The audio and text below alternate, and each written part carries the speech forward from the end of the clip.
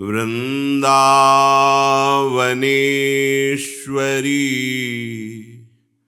तवैव पदारविन्दम्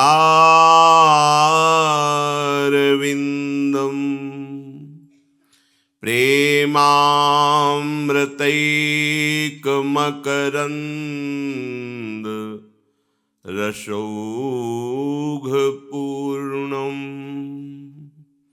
हृद्यर्पितं मधुपते स्मरतापमुग्रं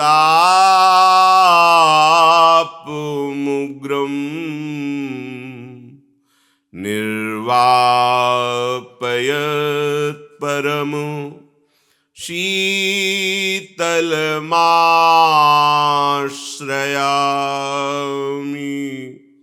निर्वापयत् परमो शीतलमाश्रया।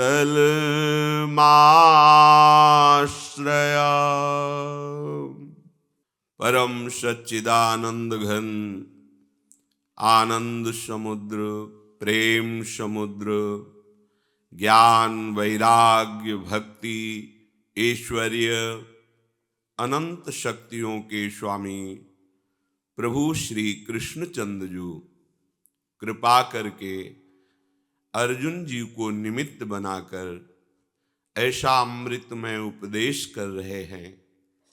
यदि उपासक श्रद्धा विश्वास पूर्वक श्रवण करे, एकाग्रता पूर्वक महत्व बुद्धि रखकर मनन करे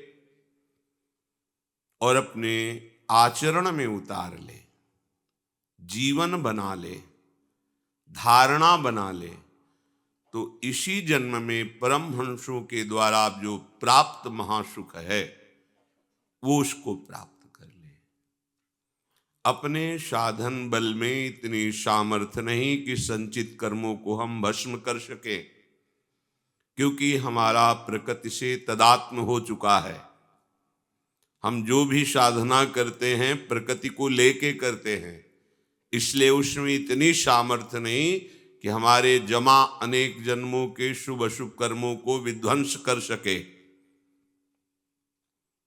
इसलिए हमें ये जानना होगा कि हमारा स्वरूप क्या है और प्रकृति का स्वरूप क्या है। श्री भगवान यही कृपा करके वर्णन करते हैं कि ये जो पृथ्वी, जल, तेज, वायु, आकाश, ये पंच महाभूत, तो इसमें इनकी तन्मात्राएं भी जुड़ जाती हैं, शब्द स्पर्श रूप रस गंध। यह है स्थूल जगत, स्थूल शरीर। प्रभु ने कहा जो आंतरिक सूक्ष्म शरीर में प्रधान है वो है बुद्धि, मन और अहंकार। मनन वृत्ति होने के कारण उसे चित्त कहा गया। ये 8 प्रकार की प्रकृति, पंच महाभूत, मन, बुद्धि, अहंकार, इसी से संपूर्ण स्थूल सूक्ष्म कारण जगत की रचना हुई है। और इस प्रकृति में जो आकर्षण है, चैतन्यता है, वो परमात्मा का ही स्वरूप है। उसके बिना इसका अस्तित्व ही नहीं है। जैसे जितने भी आभूषण हैं उनका अस्तित्व स्वर्ण है, ऐसे ही प्रकृति का जो भी है उसका मूलाधार, उसका परम कारण, उसका अस्तित्व श्री भगवान है। ये जो जीव है इसकी जीव संज्ञा तभी हुई जब उसने प्रकृति में तदात्म कर लिया। बहुत ध्यान देने योग्य विषय है ये। प्रकृति में तदात्म हो जाना ये हमारी दुर्गति का कारण हो गया। जो हमारा स्वरूप है वो अखंड आनंद है। कभी भी कोई भी विघ्न हमारे तक पहुंच ही नहीं सकता। कोई अस्त्र शस्त्र मंत्र शाप वरदान कोई हमारे तक नहीं पहुंच सकता। अक्लेद्य अशोष्य अदाह है हमारा स्वरूप है। नैनम छिन्नन्ति शस्त्राणि नैनम दहाति पावकः न चैनम क्लेदयन्त्यापो न शोष्यति मारुतः। क्योंकि ये प्रकृति के हैं, इनका प्रहार प्रकृति तक ही है और मैं प्रकृति नहीं है, ये परमात्म स्वरूप है। जो जीव कहा गया देहाभिमान के कारण कहा गया नहीं, वही परमात्मा एकोहम बहुश्यामः, मैं एक बहुत रूपों में हो जाऊं ऐसा संकल्प बना और वो अनंत रूपों में प्रकाशित हो गया। आपका जो स्वरूप है वो भगवत स्वरूप है। आप जो विषयों में भटक रहे हैं, नाना प्रकार की योनियों का ना चाहते हुए बंधन दुख क्लेश अशांति भोग रहे हैं, उसका कारण आपका प्रकृति के प्रति तदात्म भाव है। इस तदात्म भाव को मिटाना ही होता है, चाहे कर्मयोग से, चाहे ज्ञान योग से, चाहे अष्टांग योग से या भक्ति योग से। बिना इसे मिटाए ना कोई ज्ञानी होता है, ना कोई योगी होता है, ना कोई शांति को प्राप्त होता है। फिर प्रेम तो बहुत ऊंची बात है। हाँ, इसके मिटाने की अलग अलग प्रक्रियाएं हैं, साधन हैं। साधन वो भी पवित्र होने के लिए, पवित्र होते ही अंतःकरण आप इससे विलग हो जाएंगे। जो विलग हैं ऐसा अनुभव हो जाएगा। चाहे आप भक्ति से चले तो थे बचन मिथुन मुख निसरत सुनि सुनि देह दशा किन भूलो। प्रियालाल देखो कैसे शोभा से युक्त होकर रास में अद्भुत सुख बरसा रहे हैं। इनके वचन सुनो और आसक्त हो जाओ तो देह भाव नष्ट हो जाएगा। अर्थात रास विलास से भरे हुए पदों का गायन करो। पद गायन करते करते तुम्हारा हृदय पवित्र होगा और पद की लीला झलकने लगेगी। ये लीला जो ही प्रकट होगी तुम स्थूल सूक्ष्म कारण तीनों से मुक्त हो जाओगे। ऐसे ही अष्टांग योगी प्राणों को वश में करके मन का निरोध करके परमात्म स्वरूप के चिंतन में तन्मय हुआ। स्थूल सूक्ष्म कारण ये विस्मृत हो गया। केवल वही सर्वात्मा प्रभु, उसी में चित्त डूब गया।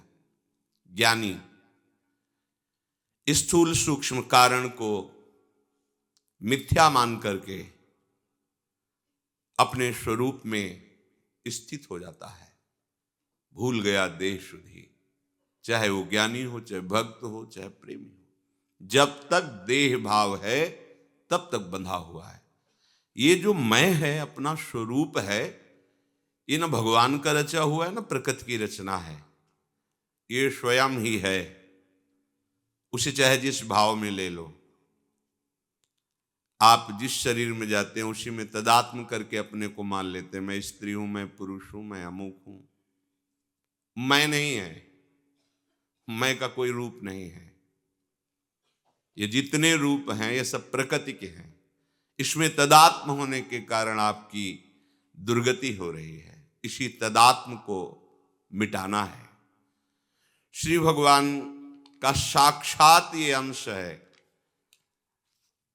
अंश जो है वो भगवत स्वरूप ही है, कहने मात्र को है। अब देखो इसमें एकोहम बहुश्यामा, मैं बहुत रूपों में हो जाऊं तो आप कहेंगे भगवान ही सब अंशों में प्रकट हो गए हैं। तो अंश शब्द समझाने के लिए है, वस्तुतः वो ही वो है। जब सब में है तो यहां भी है, सब समय है तो इस समय भी है, सब रूपों में है तो इस रूप में भी है। बस समझना है। हमारी समझ प्रकृति में तदात्म होने के कारण बहुत हीन हो चुकी है, बहुत हीन हो चुकी है। आनंद समुद्र होते हुए तुच्छ भोगों की सुख वृत्ति में कैसे अपने जीवन नष्ट किए जा रहे हैं, ये हीनता, ये आसक्ति, ममता इस प्रकृति से तदात्म होने के कारण आई है। अनंत ब्रह्मांडों में, समस्त लोकों में, 14 भुवनों में जितना भी जड़ चेतन स्थावर जंगम थलचर जलचर नभचर जरायुज अंडज स्वेदज उद्भिद सात्विक राजस तामस मनुष्य देवता पितर गंधर्व पशु पक्षी कीट पतंग भूत प्रेत पिशाच ब्रह्म राक्षस, जो कुछ भी है देखने में, सुनने में, पढ़ने में, कल्पना करने में, ये सब इन्हीं दो का खेल है। ये अष्टधा प्रकृति और ये परमात्मांश, इसी से, और ये कभी मिल नहीं सकते। एक दिव्य चैतन्य, एक रस, एक है परिवर्तनशील जड़, दोनों का मिलन हो ही नहीं सकता। बस ये भाव से पकड़ लिया गया है, भाव से पकड़ लिया। देह भाव है, बंधा नहीं है, उसने बंधन को स्वीकार किया है। तो उसी को ये अनुभव होना चाहिए कि मैं बंधा हुआ नहीं हूं। दूसरा लाख समझाए नहीं समझ पाएगा। उसी को बहुत हे बुद्धि हो गई है, बहुत नीच प्रवृत्ति हो गई है इस प्रकृति का चिंतन करते करते। प्रकृति का भोक्ता बनते बनते हमारी ऐसी स्थिति हो गई है, हम क्षुद्र व्यसनों को नहीं त्याग पाते। हम क्षुद्र छोटी छोटी बातों में फिसले हुए हैं। आपका स्वरूप किसी साधना से बढ़ता नहीं है, किसी असाधन से घटता नहीं है। वो एक रस है, नित्य है, अचल है, उसमें कोई परिवर्तन, कूट है, कूटस्थ। कैसे हम फंस रहे हैं? शब्द स्पर्श रूप रस गंध, ये पंचभूतों की तन्मात्रा है। पंचभूत ये शरीर है, और इस शरीर को मैं मान करके बस हमारी सब दुर्गति का कारण ही बन गया। अब ये केवल प्रवचन सुनने और करने से नहीं हटने वाला है। जो भी आप देख रहे हैं, सुन रहे हैं, पढ़ रहे हैं, जितना चराचर है ये दो के संयोग से है, और इस दो में वही है, वही, तीसरा कोई नहीं है। दो में वही है, वही अपरा प्रकृति और वही परा प्रकृति। पर इसे समझने के लिए एक को मिथ्या साबित करना होगा आपको। मैं को तो आप मिथ्या कर ही नहीं सकते। हर स्थिति में मैं हूं ऐसा बोध सबको होता रहता है, को कोई मिटा नहीं सकता। मैं, ये जो बोध हो रहा है, चाहे जागृत में हो, चाहे स्वप्न में हो, चाहे सुषुप्ति में, मैं बहुत अच्छा सोया, मैं उस समय भी जागृत था। केवल अंतःकरण की वृत्तियां घोर तमोगुण में चले जाने के कारण वो निद्रा अवस्था या मूर्छा अवस्था को प्राप्त होती है। स्वरूप में कोई अंतर नहीं होता इन अवस्थाओं से। इसीलिए जो स्वरूप में स्थित है वो तुरीय अवस्था का महापुरुष कहा जाता है, जीवन मुक्त कहा जाता है। भक्ति को आप खिलवाड़ न समझिए। प्रेम रस की झलक पाने के पहले ही स्थिति आ जाती है, शांत रस है। भाव की प्रबलता में पहुंचने के लिए इस प्रपंच से ऊपर उठना होगा। जैसी हरिवंश प्रपंच बंच सब ये काल ब्याल को खायो।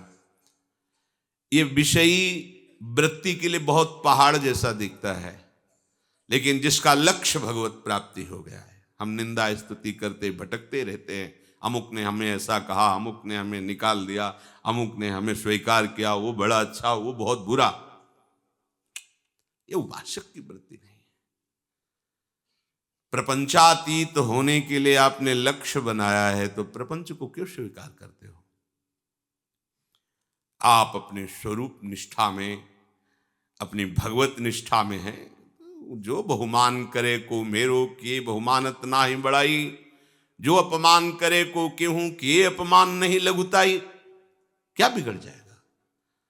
अगर आपकी कोई निंदा करता है तो निंदनीय है, इसलिए निंदा करता है। ये शरीर निंदनीय है, हमें तो कोई देख नहीं पा रहा। जो हमें देख लेगा वो हम ही हम हैं, तो निंदा किसकी करेगा? अर्थात जो स्वरूप का परिचय प्राप्त कर चुका है, तो मेरा स्वरूप और उसका स्वरूप दो नहीं है, संपूर्ण अनंत ब्रह्मांडों में एक ही आत्म तत्व है। उसकी निंदा की नहीं जा सकती, उसकी निंदा की ही नहीं जा सकती। और पंचभूतों से रचित शरीर, ये अष्टधा प्रकृति, ये निकृष्ट है, इसी की निंदा होती है। अगर आपके शरीर की निंदा हो रही है तो कौन सी बड़ी बात है, तो निंदनीय है ही है।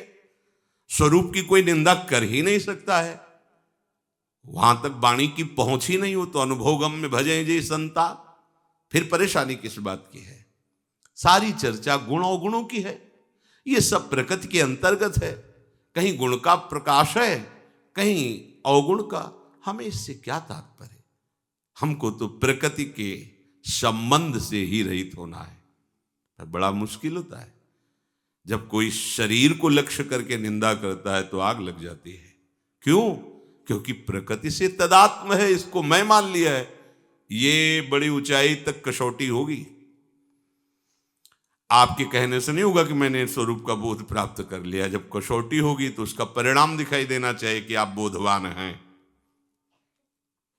तुल्य निंदा स्तुति समलोष्टास्म कांचना, मान स्पर्श न कर जाए, मोह की कहीं गंध नहीं, निर्माण अमोहा, किसी भी संग का आपके ऊपर रंग न चढ़े।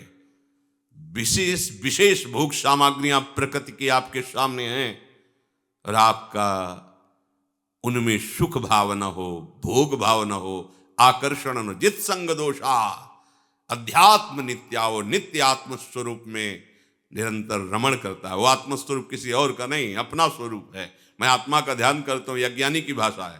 अरे मैं ही ध्यान का विषय हूं। जितना ध्यान है सब विस्मरण हो गया, जो बचा वही हमारा स्वरूप है। स्वरूप का ध्यान नहीं किया जाता। जितना ध्यान में आता है सबका विस्मरण हो जाए। ध्यान रहित हो जाना ही स्वरूप है। कोई स्मृति नहीं रह गई। एकमात्र, चाहे उसे भगवान कहो, आत्मा कहो, परमात्मा कहो, प्रभु कहो, प्रियालाल कहो, यही आत्मा है। एकमात्र मैं स्मृति में हूं, ये भी विस्मृत हो गया। वही जब तक ये प्रकृति का आकर्षण है, तब तक दोषों को आप स्वीकार किए हुए हैं, इसलिए आप पतित होते रहेंगे। उपासक इस अष्टधा प्रकृति के आकर्षण से, तदात्म से अपने को हटाता है। हमारा लक्ष्य हमारा स्वरूप ही है, कोई और नहीं है। इसलिए पवित्र बुद्धि चाहिए। जितनी भी क्रियाएं हैं आप देख लो, चाहे सत हो या असत, ये सब प्रकृति को लेकर के हैं। और जब प्रकृति को लेकर क्रिया की जाती है तो अंदर अहम रहता है, मैं करता। तब तक बंधे ही तो है। चाहे जो भी क्रिया करें आप, जो भी क्रिया करें, बड़ी से बड़ी क्रिया, वो प्रकृति जन्य ही है, और उसके आप सूक्ष्म भाव में करता है। ये भाव जब तक है तब तक आप जीवन मुक्त नहीं हैं। अध्यात्म नित्या विनिवृत्य कामा, कोई भी कामना उस उपासक के हृदय में नहीं होती। क्यों? क्योंकि प्रकृति के तदात्म से ही कामना होती है। हमारे स्वरूप में कभी कामना हो ही नहीं सकती। सामर्थ्य नहीं है किसी की हमारे स्वरूप में कामना पैदा कर दे। प्रकृति को तदात्म भाव से स्वीकार करने वाला कभी निष्काम हो ही नहीं सकता। ध्यान दीजिए, जब तक देह भाव है तब तक कामना है। स्वरूप में कभी कामना हो नहीं। कामना तब होती है जहां अभाव होता है। स्वरूप भाव में कोई अभाव नहीं है, और प्रकृति में अभाव ही अभाव है। किसी को भी देख लो, जो प्रकृति में तदात्म है वो अभावग्रस्त है, तभी कामना है। यहां से लेकर ब्रह्मलोक तक सब जितनी प्रकृति की रचना है, आप जितना तदात्म है उतने ही कामना से युक्त हैं। जितनी कामना है उतनी ही अशांति, उतना ही दुख है। जब तक कामना है तब तक शांति नहीं, और अशांति सबको बेचैन किए हुए है। ये मान रहे हैं हम सुखी, अशांतस्य कुतः सुखम, अशांत कभी सुख का अनुभव कर सकता है? इसलिए श्री भगवान कहते हैं, एतद्योनीनि भूतानि सर्वाणीत्युपधारये अहं कृष्णस्य जगतः प्रभवः प्रलयस्तथा। संपूर्ण प्राणियों के उत्पन्न होने में ये दो ही हैं, अपरा और परा। इन्हीं के संयोग से ये अनंत ब्रह्मांड है, अनंत ब्रह्मांड। तभी जो भगवत प्राप्त हो जाता है उसके लिए सृष्टि रहती ही नहीं, नहीं रहती सृष्टि। जित देखूं तित श्याममयी, अब सृष्टि नहीं, केवल प्रभु दिखाई दे रहे। हे अर्जुन, तुम ऐसा समझो कि मैं संपूर्ण जगत का प्रभु हूं तथा प्रलय हूं। जैसे कुम्हार मिट्टी, चाक, बर्तन, बड़ा भेद है। कुम्हार अलग धातु है, चाक अलग है, मिट्टी अलग है, फिर वो पात्र बनता है। इस पूरी सृष्टि में प्रभु ही बनाने वाले हैं, प्रभु ही बनने वाले हैं। प्रभु के सिवा कोई नहीं, दूसरा कुछ नहीं। ये प्रकृति भी परमात्मा है, पर जब तक इसका त्याग नहीं करेंगे तब तक आपको ये अनुभव में नहीं आएगा। जैसे सब जगह प्रभु हैं, ये बात जानने के लिए पहले सब जगह से आपको हटना होगा, वैराग्य धारण करना होगा। नहीं तो फिर क्या है, आप भोगों में रमण कर रहे हैं, भगवान भगवान में रमण कर रहे हैं, सब में हम में भगवान, आप में भगवान, भगवान भगवान में रमण कर रहे हैं। फिर हटने की जरूरत क्या है? तो फिर नरक भी भगवान है, दुर्गति भी भगवान है, नाना प्रकार के क्लेश अशांति भी भगवान है। आप कहोगे भगवान नरक कैसे हो सकते हैं? तो जब बनने वाले जितने कुछ है वो सब भगवान ही है, बनाने वाले भगवान, तो बनने वाले भगवान तो जो भी त्रिगुणात्मिका प्रकृति में रचा गया वो सब भगवान ही तो है ना। फिर ये अशांति, दुख, क्लेश की परंपरा कभी नष्ट नहीं होगी। और इसी को नष्ट करने के लिए मनुष्य शरीर मिला है। तो सब में भगवान है, ये बात जानने के लिए पहले सबसे हटना होगा। इसी को कहते हैं वैराग्यवान। इसी को ध्रुवदास जी ने कहा, जगते भयो फिरे बैरागी। पहले हटना होगा। बिना हटे यदि आप ऐसी बात कहते हैं तो बात बनेगी नहीं। आपका राग, आपकी आसक्ति, आपकी ममता प्रकृति में रहेगी और ऊपर से आप ब्रह्म ज्ञान की बात करेंगे। जब तक आपको अनुभव नहीं होगा तब तक आपकी क्लेश, अशांति, जन्म मृत्यु परंपरा नहीं हटने वाली। इसलिए जगते भयो फिरे बैरागी। सब प्रपंच का त्याग करो, सब प्रपंच का। बाहर ज्यादा बुद्धि दौड़ाने की जरूरत नहीं। यही सब प्रपंच है जो आप शरीर देख रहे हैं, जो आपका मन है, जो आपका स्वभाव है। इसी प्रपंच से हमें ऊपर उठना है। महापुरुषों ने कहा, मन, शरीर और वाणी, इनके व्यापार पर तुम्हें दृष्टि रखनी है। मन पर तुम्हें, व्यापार मन होता है उनकी क्रियाओं पर, उनकी चेष्टाओं पर। मन पर तुम्हें यह दृष्टि रखनी है कि आपने जो निश्चय किया है उससे बिलग इसका मनन न होने पावे। ये भगवत प्राप्ति के उपासकों के लिए है। उपासक को त्रिगुणात्मिका माया से ममत्व हटाने के लिए, तदात्म भाव हटाने के लिए इन तीन पर दृष्टि रखना होगा: मन, शरीर और वाणी। मन के व्यापार पर दृष्टि।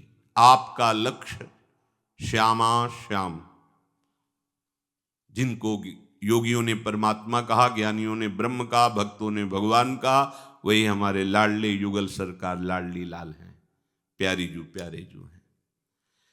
हमारे मन की गति यदि इनसे हटकर कहीं और वस्तु व्यक्ति स्थान में जाती है, ये हमारे लिए बहुत घातक होगी।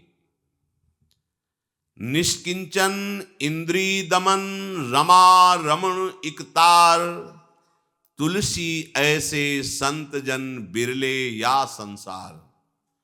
राग द्वेष दोनों खोइए खोजिए पद निर्वाण, नानक कहे पथ कठिन है कोई कोई गुरुमुख जान। मनमुख नहीं। सबसे पहली उपासक की दृष्टि मन पर होनी चाहिए, उसे अंतर्मुखी उपासक कहते हैं। हमारी दृष्टि बाहर व्यक्ति पर होती है, वस्तु पर होती, पदार्थ पर होती है, देह में होती है। उसने ऐसा कहा, उसने, ये बहुत घटिया बात है। अरे हमें संपूर्ण प्रपंच का त्याग करना है, गुण दोष युक्त संपूर्ण प्रपंच। तात सुनहु माया कृत गुण और दोष अनेक, गुण या उभय न देखी, देखी सो अविवेक। ये अविवेकी जनों का संग त्याग देना चाहिए। जहां गुण दोष की चर्चा, निंदा स्तुति की चर्चा, मान अपमान की बातें, ये बहुत निकृष्ट बातें। हमें इस ऊंचाई पर पहुंचना है। हम इन बातों पे लगे रहेंगे तो प्रकृति से तदात्म नहीं हट पाएगा। पूज्यपाद सिउड़िया बाबा जी महाराज एक बार गंगा के किनारे प्रभुदत्त ब्रह्मचारी जी और बड़े बड़े महाजनों ने संतों को निमंत्रित किया था, और एक भक्त गोष्ठी, संत गोष्ठी, बड़े बड़े महापुरुष आकर, बाबा तो ब्रह्म स्वरूप विराजमान, तो एक महापुरुष ज्ञान मार्ग का उपदेश करने वाले और बड़े ही भारत के सम्माननीय थे। वो जब उनको अवसर मिला बोलने का, तो उन्होंने सीधे बाबा की बुराइयां बाबा के सामने शुरू कर दी। ए सन्यासी होकर हरि बाबा को रोकते नहीं हैं, सबसे प्रणों का उच्चारण करवाते हैं, वेद विरुद्ध आचरण करवाते हैं और अपने को सन्यासी मानते हैं, ऐसा वैसा। वो बड़ा क्या होता है कि ये जो मत्सरता होती है, जब तक भगवत साक्षात्कार नहीं होता तब तक ये बनी रहती है। मेरे से ऐसा मत्सरता का सहज पहचान है, जब किसी की बड़ाई आपके सामने होने लगे और आप में एक जलन सी होने लगे यहाँ ये तो, अब फिर आप उसकी कुछ हेयता वर्णन करने लगे, समझ लेना आपको मत्सरता का रोग हो गया है। बाबा वैसे शांत, आधा घंटा तक वो यही सब। बहुत से विद्वान शिष्य बाबा के थे जो वास्तविक ब्रह्मज्ञानी थे, वास्तविक शास्त्रों का ज्ञान। बार बार बाबा ऐसे इशारे किए, जो कोलाहल मचा तो ऐसे इशारे, सब बैठ जाओ चुप शांत। जब सभा संपन्न हुई, बाबा गए तो कुटिया में जाकर बहुत से जो शिष्य थे समर्पित, बाबा क्यों रोक दिया, 1 मिनट में इसकी जुबान बंद कर देते। हाँ, यही हमारे सत्संग का फल है ना, आप को सबको यही ज्ञान हुआ है, यही ब्रह्मबोध हुआ है आपको। वो क्या गलत कह रहे थे? अरे भाई, जो शास्त्रीय सिद्धांत वो वर्णन कर रहे थे, ये शरीर निंदनीय, इसकी निंदा कर रहे थे, तो वो तो हम भी करते हैं, शरीर की निंदा। शास्त्रीय सिद्धांत हम भी वर्णन करते हैं। रही बात कि बाबा प्रणों का क्यों कीर्तन करवाते हैं हरि बाबा, तो हरि बाबा और हरि में मेरी दृष्टि में कोई अंतर नहीं है। और ओम उन्हीं का नाम अगर वो बोलते हैं, बुलवाते हैं, तो सर्व सामर्थ्यशाली करे, कुछ नहीं, कोई द्वेष नहीं, कोई परेशानी नहीं। यह है शरीर के तदात्म से रहित होने का लक्षण, यही है स्थिति। तो हमें अपने मन के व्यापार पर दृष्टि रखनी है। मन को ठीक करने के लिए पहले चाहिए उपासक को निष्किंचन। हम लोग निष्किंचन का भाव ले लेते हैं, गरीबी, फटे पुराने कपड़े, ऐसे ऐसे। वास्तविक अगर आपकी निष्किंचनता है, प्रियालाल के सिवा आपका कोई नहीं है, कुछ भी नहीं है, ऐसा हृदय में भाव आ जाना, ये निष्किंचन भाव है। अगर एक लौकी के कमंडल में भी, घिया के कमंडल में भी तुम्हारा राग है तो तुम निष्किंचन नहीं हो। एक पर्णकुटी में, एक लंगोटी में भी राग है तो तुम नहीं हो। चक्रवर्ती सम्राट महाराज अम्बरीश सावई मनः कृष्णो पद, कहाँ है मन की वृत्ति? कृष्ण में। तो कौन है? बोले निष्किंचन भक्त हैं। राग प्रभु के चरणारविंद की तरफ जाता है तो अनुराग कहलाता है, और संसार की तरफ जाता है तो वही मोह, आसक्ति, राग आदि कहा जाता है। हमें मन की वृत्ति पर दृष्टि रखना है कि प्रियालाल के सिवा हमारा कोई धन नहीं हो। है ही क्या? क्या है? कुछ भी हो, शरीर छूट जाने के बाद तुम्हारे पास क्या रहेगा? अभी स्वीकार कर लो तो महात्मा बन जाओगे। कहीं किसी भी वस्तु, व्यक्ति, स्थान, धन संपत्ति आदि का आश्रय अंदर न हो, आश्रय प्रभु का हो। चक्रवर्ती सम्राट है तो भी निष्किंचन है, प्रभु का प्यारा है। एक लंगोटी लगाने वाला महात्मा, धूप का रस पाने वाला महात्मा निष्किंचन नहीं कहा गया। और एक चक्रवर्ती सम्राट, ये निष्किंचन की ये भाषा है। हम निष्किंचन को ले लेते हैं दरिद्रता से, गरीबी से, ऐसा नहीं है।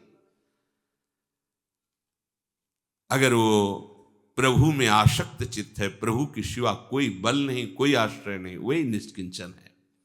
इंद्रिय दमन, किसी भी भोग में हमारा जो प्रियत्व आरोपित है वही सुख देता है। एक वस्तु दूसरे को दी जाए जिसका आरोप उसमें सुख ना हो, बिल्कुल उसको सुख नहीं मिलेगा। किसी भी वस्तु में सुख नहीं है, उसका जो सुखद भाव हो वो हमारी स्वीकृति है। सच्ची मानना ये अंदर की बात है, अध्यात्म की बात है। तभी विनिवृत्त कामा होंगे आप।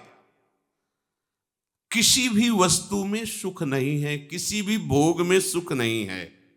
जो आपको क्षणिक सुख लगता है वो आपकी स्वीकृति है। आपने चिंतन किया, भावना की, सुखद भावना, अब जब वो वस्तु मिलेगी तो आपको सुख लगेगा। और यदि आपके हृदय में उसका चिंतन ना होने पावे, फिर आप हमें बताओ कि कहां आपको सुख मिलेगा। भय के द्वारा भी ऐसी स्थिति आ सकती है।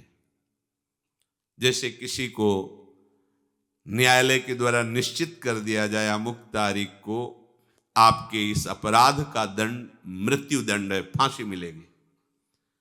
अब उसको विश्व के सारे सुख दे दिए जाए, भोगो। आप अपना अनुभव लिखना कि किस भोग में क्या सुख है।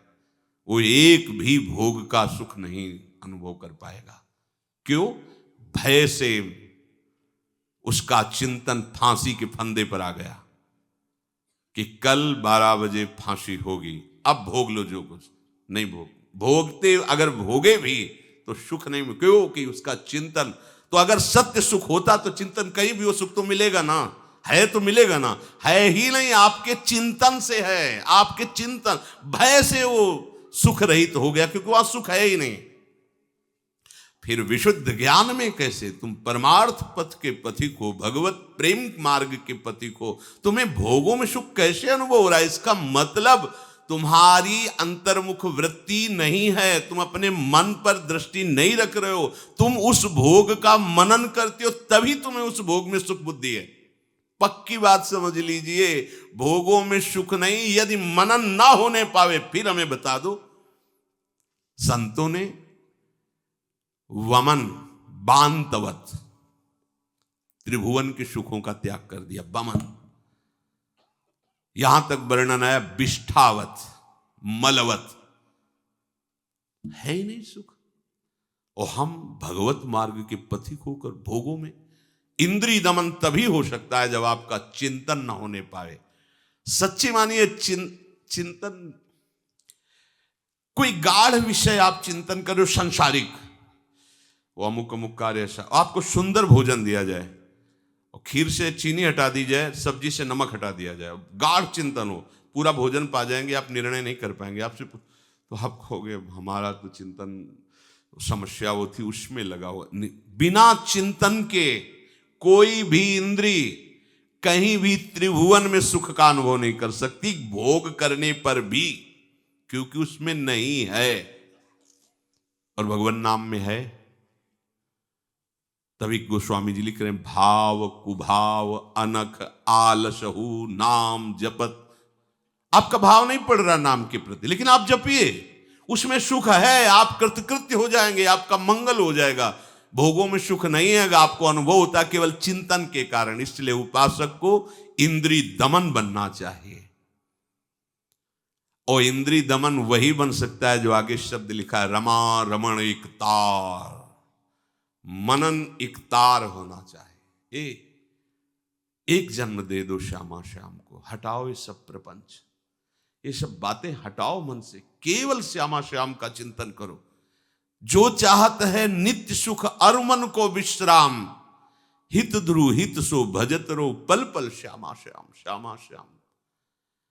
उपासक को प्रकृति के तदात्म से बचने के लिए मन पर दृष्टि रखनी चाहिए। क्या मन पर दृष्टि रखनी चाहिए? हमारा मन किन किन विषयों में जा रहा है। ये अपवित्र मनन तो नहीं कर रहा है, मत होने देना। अगर इस बात में हो कि मन के द्वारा सोचा हुआ पाप लगता नहीं है, तो हम खूब मनमानी चिंतन करें तो गंदा तो हो रहा है ना। विषय चिंतन से मन गंदा हो रहा है, और मन गंदा हो रहा तो बुद्धि प्रभावित हो रही है, क्योंकि बुद्धि के अधीन मन नहीं है, मन के अधीन बुद्धि हो गई है। जिस दिन बुद्धि के अधीन मन हो जाएगा और बुद्धि प्रभु के चरणों, बस जीत जाओगे। बुद्धि प्रभावित हो रही है, आप नहीं रोक पाएंगे।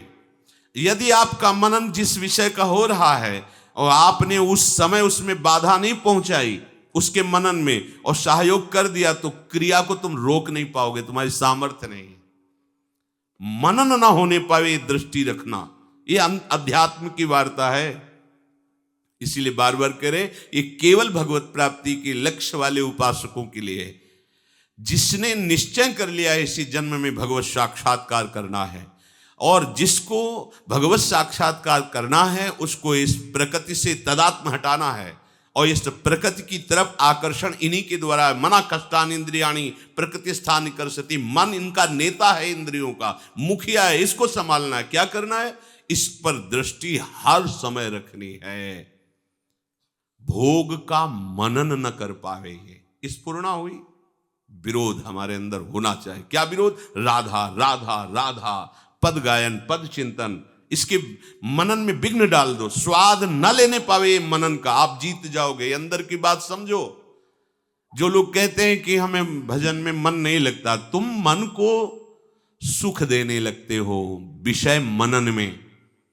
उपासक का भी विषय मनन प्रारंभ होता है पूर्वाभ्यासवश, लेकिन उस मन को सुख नहीं भोगने देता। मनन में ही वो जलन पैदा कर देता है, विघ्न डाल देता है। पद चिंतन, नाम चिंतन, सिद्धांत के वचनों को बार बार अंदर लाकर उस मनन में विघ्न डालता है। मन निराश हो जाता है, जलन पैदा कर देता है। हम मन को दुलार करने वाले बन रहे, इसका दुलार नहीं। इसका दुलार करोगे तो मरेगा नहीं, और इसका मरना हमारे लिए अमर होना है। इसको मारना पड़ेगा। मन ही मार तनहार के वृंदावन में गा, मन मारिया तन बस में कीना। बिना मन मारे तन बस में नहीं हो सकता। मन मारिया तन बस में किया तो हुआ भरम सब दूर। बाहर से कुछ दिखत नहीं, अंदर चमके नूर। आपो त्याग जगत में बैठे, नहीं किसी से काम। उनमें तो कुछ अंतर नहीं, संत कहो चाहे राम। जिस समय बिल्कुल एक क्रम है, आप मन पर दृष्टि रखेंगे और विषयों का मनन नहीं होने देंगे तो आपके शरीर में स्थिरता आने लगेगी, चंचलता शरीर की नष्ट होने लगेगी, एक गंभीरता, क्योंकि इसका तदात्म है। शरीर, मन, प्राण, इनका तदात्म है। शरीर की स्थिरता, आपका ब्रह्मचर्य ठीक हो जाएगा, आपके नेत्रों की चंचलता ठीक हो जाएगी, श्रवणेंद्रिय की बहिर्मुखता ठीक हो, मतलब पूरे के पूरे आप उपासक बन जाएंगे। केवल मन पर आपको मनन ना होने वाली बात रखनी है। वो जहां विषयों का मनन करे, रुको उसको। संयम शरीर में जागृत हो जाएगा, बहुत जरूरी है, बहुत जरूरी है। शरीर का संयम बहुत जरूरी है। शरीर का पवित्र होना, शरीर का एक सिद्धांत के अनुसार बर्ताव करना, ये मनमानी पशुता का आचरण उपासकों में नहीं होता है। चले हैं भगवत प्राप्ति के मार्ग में, वो मनमानी स्वयं अपना नाश कर रहे हैं, स्वयं अपने हाथों के द्वारा अपना नाश कर रहे हैं। हमें लगता है इनको केवल शरीर पोषण ही लक्ष्य है, भगवत प्राप्ति लक्ष्य नहीं। हो सकता है भगवत प्राप्ति के मार्ग में चलने वाले उपासक के पूर्व संस्कार उसे पीड़ित करें, पीड़ित कर सकते हैं, ना कि भ्रष्ट। इतनी सामर्थ्य नहीं, ध्यान रखना। तुम्हें विक्षेप पहुंचा सकते हैं, तुम्हारे अंदर जलन पैदा कर सकते हैं, लेकिन तुम्हें भ्रष्ट नहीं कर सकते। भ्रष्ट तभी होगे जब तुम तदात्म हो जाओगे, तुम मनन में सुख लेने लगोगे, तुम उसको स्वीकृति में बदल दोगे। हाँ ठीक है, तो इसका मतलब तुम्हारी भगवत प्राप्ति की स्वीकृति नहीं। तो भगवत प्राप्ति के मार्ग में चलने वाले उपासकों को ऐसे उपासकों का संग त्याग देना चाहिए जो अपने संयम को नष्ट कर रहे हैं, जो अपने मार्ग के पथ से ही भ्रष्ट हो रहे हैं, समझाने पर भी नहीं समझ रहे हैं। उनका संग त्याग देना चाहिए, क्योंकि उस संग से हमारे अंदर अभी इतनी क्षमता नहीं कि हम अपनी बुद्धि को एकाग्र रख सके। हमारी बुद्धि प्रपंच में सन जाएगी। इसीलिए कुसंग का सर्वथा त्याज्य, बरु भलबास नरक कर ताता, दुष्ट संग जनि। वही दुष्ट है जो जानते हुए भी अपना नाश कर रहा है। ये सुख है? आप स्वाभाविक अपने ब्रह्मचर्य को नष्ट कर रहे हैं, स्वाभाविक आप अपने मन को गंदा कर रहे हैं, स्वाभाविक आप अपने तन को गंदा। आप भगवत प्राप्ति के मार्ग के पथिक हैं। समझ में नहीं आया? केवल नाटक नहीं चलेगा, नहीं चलेगा। ये परमार्थ मार्ग है, इस पे अगर कदम रखना है तो होश में हो जाओ। मन को मारना पड़ेगा, मन को मारे बिना इस मार्ग में नहीं चला जा सकता। वाणी का संयम, बहुत संभाल कर बोलो। आप जो बोलोगे वो मन पर प्रभाव डालेगा। वाणी बहुत संभाल के बोलो। वाणी एक अमोल है, जो कोई बोले जान ही तराजू तौल के तब मुख बाहर आन। बातें हाथी पाइए, बातें हाथी पाओ, समझ संभल के। आपके पास वाणी एक अमोघ शक्ति है। ये केवल भगवान नाम कीर्तन, भगवत लीला गायन या बोधयंतः परस्परम, इसके लिए खुले, नहीं तो मौन। आप व्यवहार के पथिक नहीं कि सामने वाला कह रहा है कि हमसे बात करो तभी हमको दोस्ती ही नहीं रखनी ना, हमको तो जानबूझ के दोस्ती नहीं रखनी। ठीक है, आपका अपना जीवन है। राधे श्याम, मौन राधे श्याम बोला। प्रगट में राधे श्याम बोलेंगे तो बात करेगा। अगर ये पता है ये बात करेगा, प्रभु से बिलक बात करेगा, तो मैं राधे श्याम नहीं बोलना, अंदर से राधे श्याम, मानसिक प्रणाम चल दिया। बिल्कुल निरपेक्ष सबसे पहला शब्द है। भगवान जिन संतों के पीछे चरण रज लेने के लिए घूमते, निरपेक्षम, किसी की अपेक्षा नहीं। अगर कोई भगवत विमुख वार्ता करता है तो चल देना है वहां से। हमें एक मिनट भी नहीं तो वाणी ना सुननी है ना बोलनी है। नहीं, देर नहीं लगता, निंदा होने लगती है। वो वार्ता में किसी न किसी उदाहरण में वो किसी की निंदा हुई, लेना एक नहीं। और हमारे सुकृत ऊपर से सब नष्ट हो रहे हैं। क्या हमें लाभ मिला? हम तो एक एक चीज संभाल के चल रहे हैं प्रभु के चरणों में समर्पित करने के लिए, और कुसंग हो गया तो हमारा पतन हो जाता है। शरीर वैसे तो प्रकृति का है, पर जब आप पवित्र आचरण करते हैं तो ये दिव्य होने लगता है। पार्थिव होते हुए भी ये शाश्वत हो जाता है। कितने ऐसे महापुरुष सदैव भगवान के धाम गए।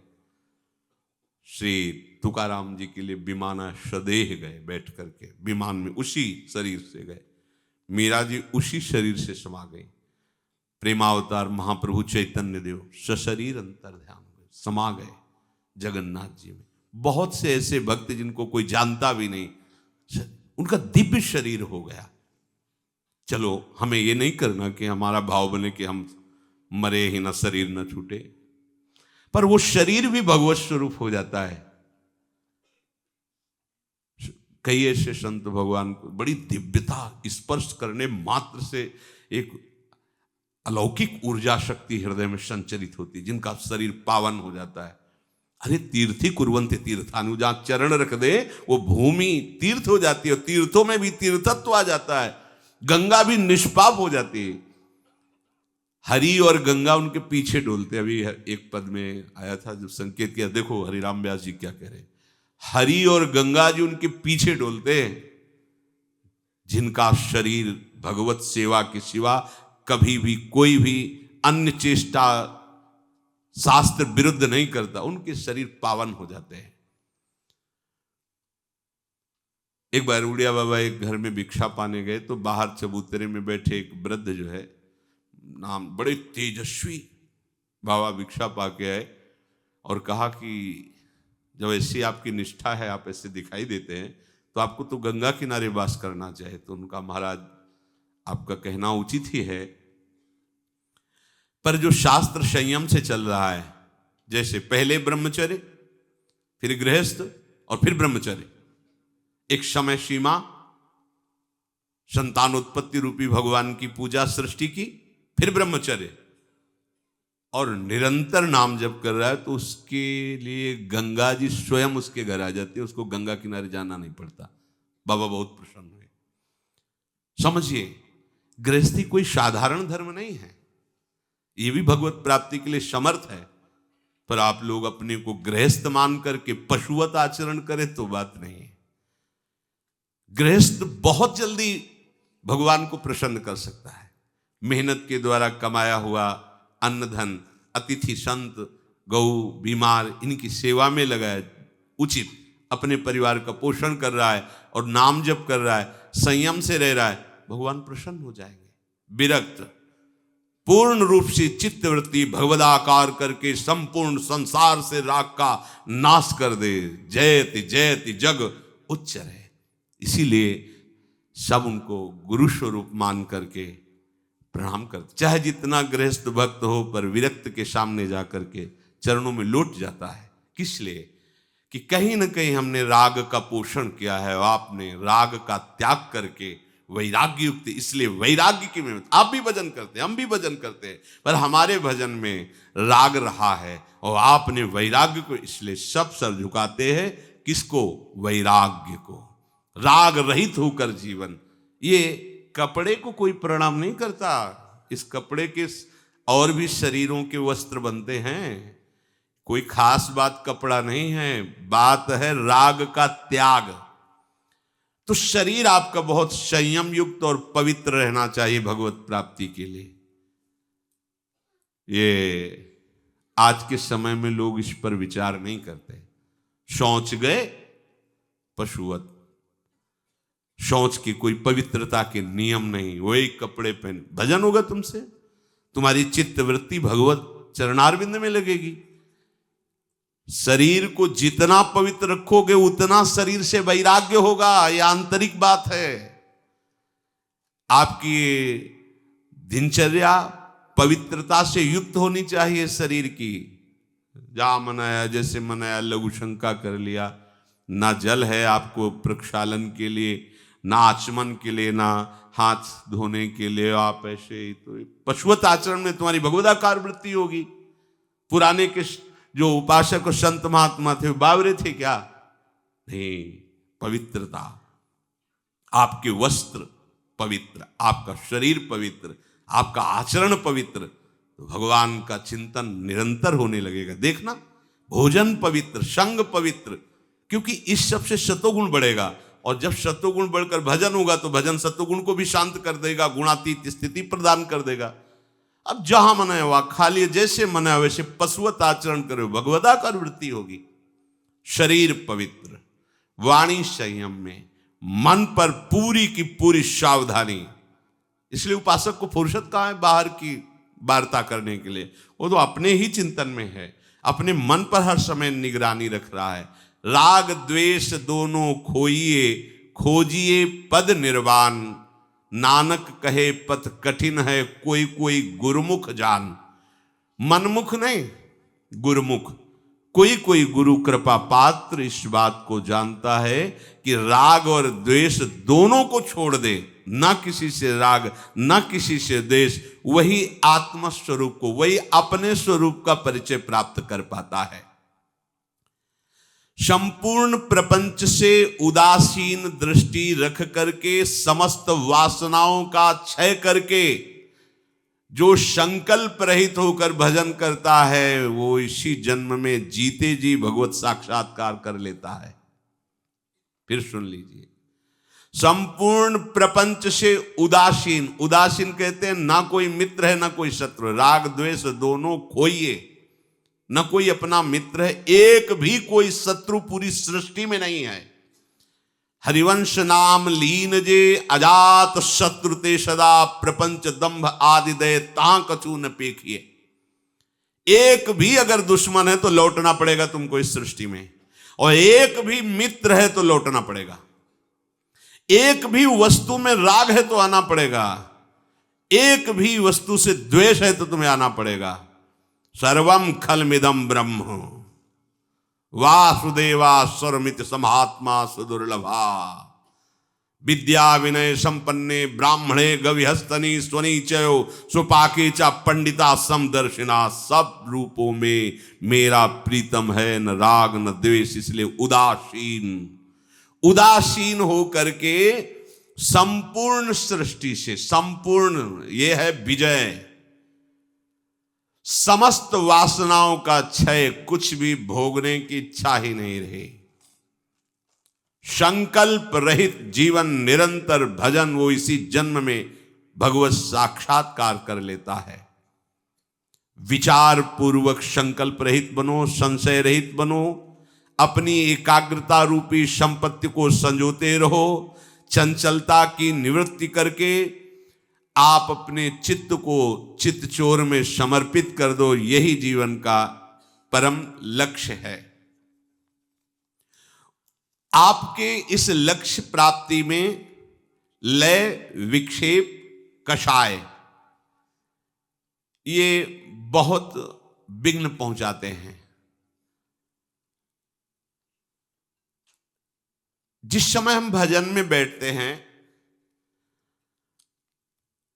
तो हमारा लय होने लगता है तमोगुण में। जैसे सत्संग चल रहा है, वो तो बहुत सावधानी है, नहीं तो अभी आपको सत्संग के शब्द रोक के घूंटा भी सुनवा सकते हैं। ऐसे सुना, ये बहुत विक्षेप है भजन में। तमोगुण में अपने को लय मत होने दो, एक नींद का समय रखो, उतने के अलावा नींद नहीं आनी चाहिए। आप कह दो हम जान नहीं पाते, सो जाते हैं, ये उपासक ऐसे नहीं, ये तो विषयी पुरुषों का लक्षण है। हमने निश्चय किया, नहीं सुना, फिर नींद कैसे आ सकती है? हमारी स्वीकृति के बिना नींद आ जाएगी, हमारी स्वीकृति के बिना काम आ जाएगा, हमारी स्वीकृति के बिना क्रोध आ जाएगा। क्या समझा है आपने अपने को, क्या समझा है? यही तो दुर्दशा का कारण हो चुका है, जो आप इतने अधीन होते चले जा रहे हैं, इतने हे भाव को चले। आपकी स्वीकृति के बिना कुछ हो सकता है? कुछ नहीं हो सकता है। आप स्वीकृति न दें कि ये गलत है तो क्रोध ही नहीं आएगा। आप स्वीकृति न दें कि ये मेरा है तो ममता ही नहीं होगी। आप स्वीकृति न दें कि मैं पुरुष हूं तो भोग ही नहीं होगा। स्वीकृति आपकी स्वीकृति ही है। तो अति भोजन, ये खट्टी डकारें नहीं आनी चाहिए उपासक को। अरे कितना पाओगे? मलाई तो बनेगा, चर्बी बढ़ेगी, कितना पाओगे? पूरा जीवन होता गया पाते पाते, और रोज नए नए, फिर नया चाव, नई भूख, नई स्वाद दृष्टि। ये देखो सावधानी का है।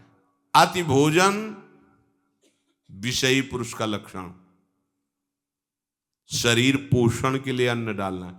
हाँ, किसी किसी की खुराक भी होती है, उसको अति भोजन में नहीं कह सकते। अब जैसे वजन ही है 30-35 किलो उसका, तो 1-2 रोटी खाएगा। अब 100 किलो वजन का शरीर है तो 10 रोटी तो भाई, अब उसको कह दो कि 1 रोटी तो नहीं चलेगा, उसको कह दो 10 रोटी तो भी नहीं चलेगा। शरीर की तो उस सबका तारतम्य नहीं मिलाना है। तो बहुत हल्का शरीर है, बहुत ऐसे, अब वो अगर 10 पाता है तो बहुत अति भोजन होता है। लेकिन शरीर के अनुसार जितने में आपको पाने के बाद यदि 1 घंटा बैठना पड़े तुरंत, तो आपको ये ना लगे कि आपका पेट भरा है। ऐसा उपासक को भोजन करना चाहिए। इससे आप लय से बच जाएंगे, जो हमें भजन में बाधा पहुंचाता है। ये लय, पहला तो अति भोजन, पकवान अति पा लेने पर फिर पाचन तंत्र पर प्रभाव पड़ता है, वो भजन नहीं होने देगा। और दूसरा है व्यर्थ चिंतन, ये लय के अंतर्गत ही आता है। अब भजन में बैठे हैं, पूर्व की बातें आ नहीं, बहे चले जा रहे हैं, या कोई आगे का भोग का संकल्प बहे चले जा रहे हैं, ये किसी ने अपमान, ये सब उसी समय आएगा जब आप भजन में बैठोगे। आप जब भजन में बैठोगे, भगवत चिंतन में, ये उसी समय सब आएंगे, पूरा प्रपंच आएगा।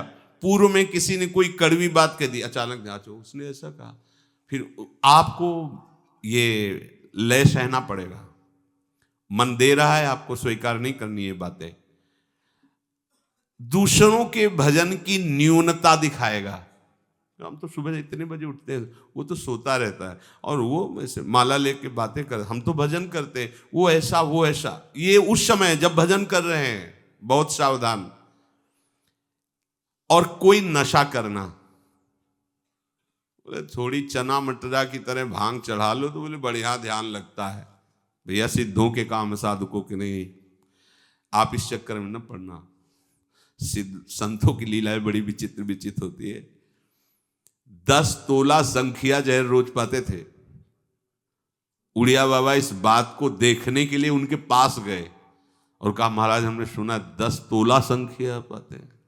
हाँ, बोले आज हम आप पाते देखेंगे आपके। हाँ, बोले हमारा तो रोज के नियम, 4 बजे आ जाना, हम 4 बजे पीसते हैं संखिया धतूरा। वो महाराज इतने में तो 25 आदमी मर जाएंगे, आप कैसे? बोले अभ्यास।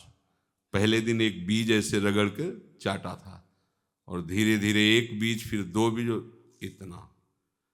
अब शंकर भगवान हलाहल जहर, तो आप उनकी प्रसादी, धतूर का फल चढ़ता शंकर जी में, सेव का फल चढ़े तो प्रसाद रूप में धतूर खाओगे क्या? तो ये भी देखना है कि बड़े बड़े सिद्धों की अलग अलग लीलाएं रही। इछावर में एक फक्कड़ बाबा थे, मतलब इतनी सतुआ जैसे पाई जाती ले, एक लंगोटी लगा, बड़े सिद्ध महापुरुष, बड़े सिद्ध महापुरुष, बड़े चमत्कार। साधक को ये सब नहीं करना चाहिए। आपको बिल्कुल कोई नशा नहीं, तमाकू नहीं, और ये जो दुनिया के जितने कोई भी नशा, जिसकी याद आवे ऐसा कोई व्यसन आपको, रोटी ही दाल से काम चला लो आगे। नहीं तो आजकल ज़्यादा सिद्धि इसी में चल रही कि हाँ थोड़ा सा लगा। एक संत भगवान को देखा, वह समय तो हमें लगा बड़ा भजन है, गंगा किनारे भ्रमण, बड़े हम अंदर से मतलब बड़ा श्रद्धा बड़ी कि हर समय से शांत ऐसे एकदम। तो कहा महाराज आपकी तो वृत्ति देख के ही लगता है कि डूबे। बोले पिंड नहीं छूट रहा, अफीम खाते थे वही अभ्यास में। बोले पिंड नहीं छूट रहा, अब थोड़ी अफीम चढ़ा ली बस ऐसे बेटे। हमें लगा कि मतलब ऐसी बढ़िया उन्मनी अवस्था है, मतलब हर समय अचेत रहते हैं। भैया ये सिद्धि काम नहीं करेगी भगवत प्राप्ति में, ध्यान रखो। चैतन्य होकर युद्ध करना है और समस्त विकारों पर विजय प्राप्त करना है। कोई भी व्यसन उपासक के जीवन में नहीं होना चाहिए, तो लय से बच जाएगा। उसी को ध्यान कहते हैं, जो लय हमारे यहाँ भगवत प्राप्ति में बाधक कहा गया है। जैसे आप कोई नशा पाए, अब तो बोले तो बढ़िया यार, बड़ा मन, चूंकि उस समय मूर्छावस्था जैसी होती है ना, एकदम बेशुद्ध अवस्था, तो उसको देखो देखो इसमें पकड़ो एक बात, संसार का चिंतन छूटा, उसको आनंद लगता है। नाली में पड़ा है, दूसरे दिन फिर पिएगा। क्यों? क्योंकि वो ऐसे संसार का चिंतन छोड़ नहीं पाता। जहां वो पिया तो मूर्छा सी अंदर से आई, वो संसार का चिंतन उसको विश्राम सा मिलता है। शयन में, नींद में जो आपको विश्राम मिलता है ना, संसार का चिंतन छूटने का। खास बात समझो, ये संसार का चिंतन छोड़ने पर ऐसा लगता है। कोई भी नशा जितना संसार का चिंतन छुड़ाता है उतना प्रिय लगने लगता है। ये इसीलिए कहा गया सबसे बड़ा नशा नाम है। अगर आप नाम निरंतर जपो और जागृत में संसार का चिंतन न हो तो आप परमानंद में डूब जाओगे। तभी तो जिसको चस्का लग गया ना इस नशे का, नाम का, नहीं जो अभी एक परिवार आया था हमें परिचय, हर समय नाम, हर समय पूरा हम बार बार उनका स्मरण करके अंदर भाव कि धन्य है ऐसे गृहस्थ, हर समय वो नाम, पूरा परिवार लगकर, ये देखो ये है जीवन, ये जीवन है। हम पूरे के पूरे समय हमें भगवान ने दिया है भजन के लिए, पूरा का पूरा जीवन दिया है, हम लोग प्रमाद करते हैं। देखो गृहस्थ है और नाम निरंतर, धन्य है वो गृहस्थ, धन्य है वो भूमि, धन्य है जहाँ ऐसे जन रहते हैं जिनकी जिह्वा से हर समय ना, उनको भगवान की विशेष कृपा प्राप्त है। और विशेष कृपा प्राप्त करने के लिए ये जरूरी है, जरूरी निरंतर विक्षेप, ये जो बार बार विषयों का चिंतन होता है, चिंतन के अनुसार क्रियाएं हो जाती हैं, भगवत प्राप्ति में बहुत बड़ा विक्षेप है। विषय चिंतन, विषय क्रिया, और इस विक्षेप को आप विक्षेप मानते ही नहीं हैं, नहीं तो आप क्यों करते हैं? माना स्फुरना हो सकती, पर आपसे क्रिया कैसे होती है? और जब क्रिया हो रही है तो आप साधक नहीं तो साध समाज में फिर रहने लायक नहीं हो, बैठने लायक नहीं हो, संभाषण लायक नहीं हो। ये व्यवहार का मार्ग थोड़ी है, ये व्यवहार का मार्ग नहीं है, ये परमार्थ है। अगर आप प्रियालाल के प्रति समर्पित नहीं हो, आपके आचरण पवित्र नहीं है, आप आचरण पवित्र नहीं करना चाहते हो, आप चिदानंद तत्व में स्थित नहीं रहना चाहते हो, तो जिसने अपने सगे संबंधियों का त्याग कर दिया वो तुम्हारा कैसे साथ स्वीकार कर सकता है?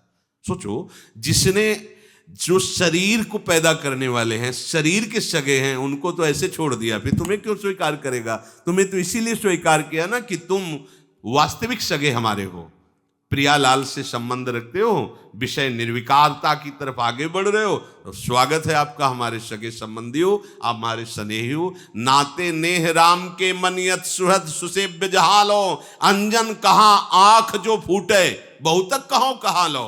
वो अंजन किस काम का जो आंख फोड़ दे, वो मित्र किस काम का, वो शिष्य किस काम का, वो संग किस काम का, जिसके चिंतन में हमें प्रियालाल ना दिखाई दे, जिसके आचरण में प्रियालाल के प्रति समर्पण न दिखाई दे, किस बात का मित्र? बहुत सावधान।